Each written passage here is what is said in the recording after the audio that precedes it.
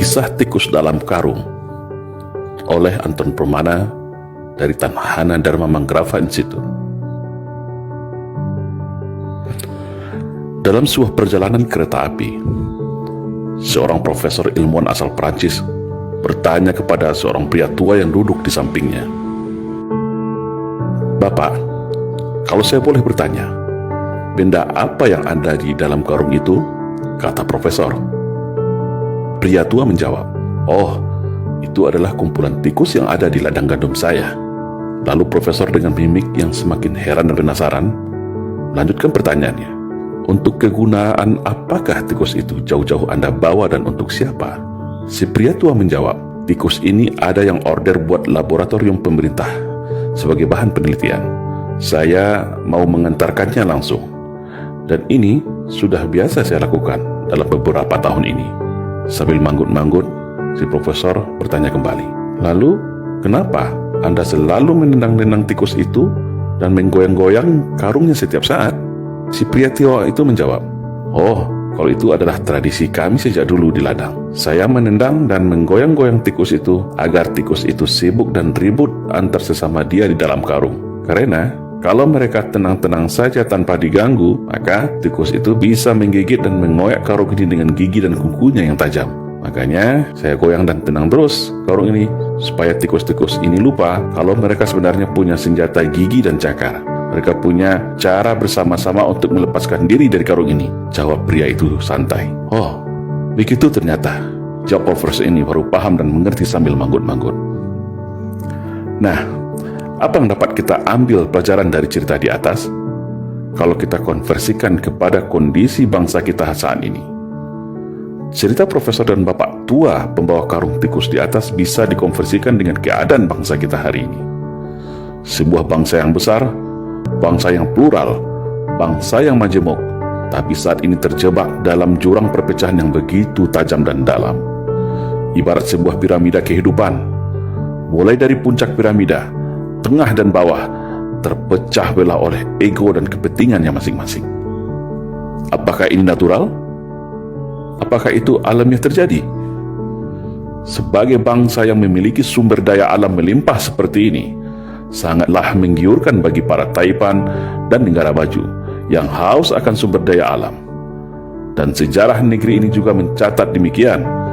Sejak berabad-abad tahun yang lalu, bangsa lain silih berganti ingin mengeruk kekayaan negara ini.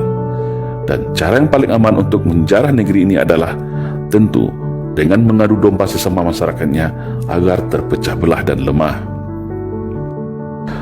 Para elit dibenturkan oleh kepentingan bisnis dan jabatannya. Pemerintah dibenturkan dengan rakyatnya. Sesama anak bangsa dibenturkan diadu domba dengan isu sentimen sara.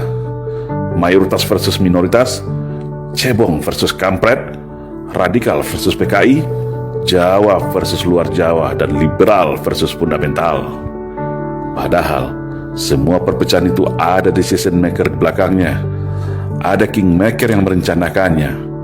Para elit minorki kekuatan invisible hand yang ingin mengalihkan segala perhatian, menguras energi bangsa hingga kita semua lupa, lengah bahwa bangsa ini adalah bangsa yang besar, bangsa yang hebat, bangsa yang tangguh, bangsa yang ramah, baik dan patriot sejati, sebagaimana pendahulu kita mendirikan negara ini dengan segenap jiwa raganya. Setiap hari, setiap menit dan detik ada saja isu permasalahan yang muncul seakan memaksa kita, menggiring kita, memancing emosi kita untuk terus berkelahi, saling mencaci dan saling membuli. Seolah tak ada lagi celah untuk kembali ke masa indah yang penuh kerukunan, ketentraman dan saling percaya dan toleransi. Yang agama satu tak recokin agama yang lainnya. Yang aliran berbeda tidak hakimi aliran yang lainnya. Suku lain tidak menghina suku lain.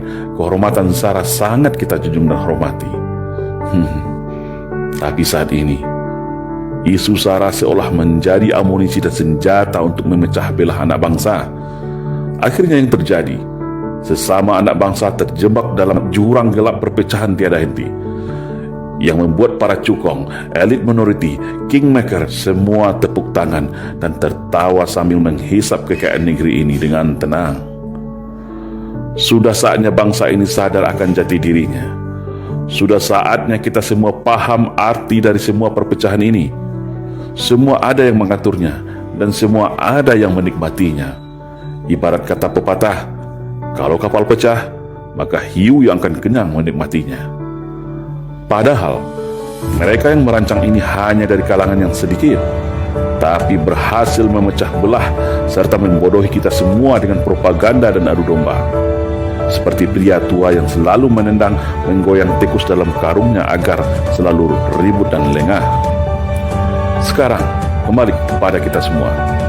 Tetap ribut saling cakar antar sesama, atau bersatu bersama-sama untuk melepaskan diri dari skenario belenggu perpecahan, membangun arus gelombang persatuan-kesatuan bangsa untuk menuju arah Indonesia ke depan yang lebih baik, yaitu Indonesia yang bersatu, berdaulat, adil dan makmur. Salam Indonesia Jaya.